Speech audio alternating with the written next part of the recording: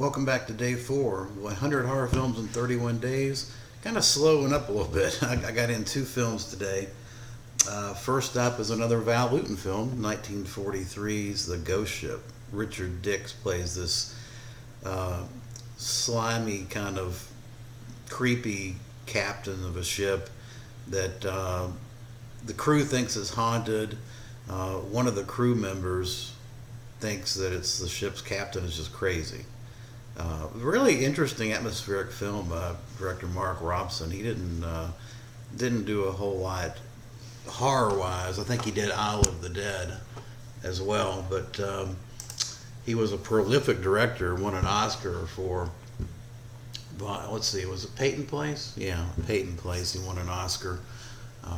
Bridges of Tokyo Rise, another one he directed. But I thought he did a good job in this film, and Richard Dix was great as the captain.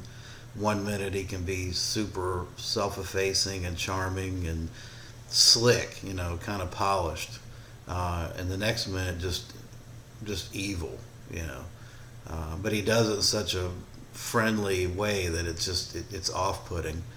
But yeah, these Val Lewton films are just classic stuff. This one has, I think, an audio commentary track with it. The Ghost Ship apparently was entangled in some litigation. Val Lewton was sued because of plagiarism, or accused of plagiarism, so the film kind of languished for 50 years until like 1990, and then it was released, I guess because it became public domain at that point. I'm not sure what the end result of the litigation was, but yeah, the film was really, it's a film that deserves to be seen and very enjoyable. I give it a 7 out of 10. And then last up is 1975's The Little Girl Who Lives Down the Lane.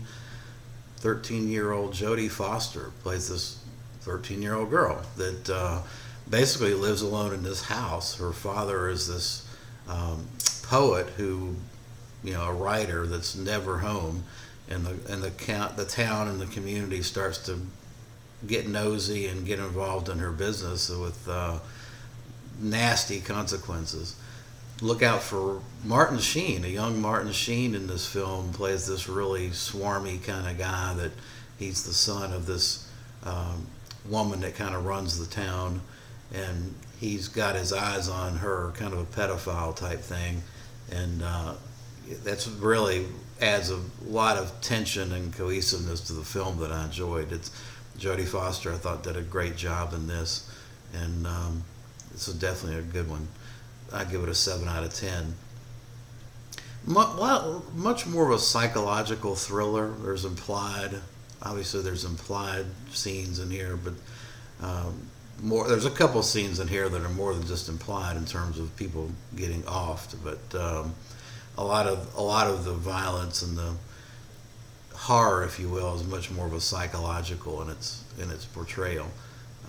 But it's a really good slow burn, and I highly recommend it. This release has, I believe, an audio commentary track. It's just the Blu-ray. Yeah, that's it for day 4. Short day. Appreciate you watching. Let me know what you think.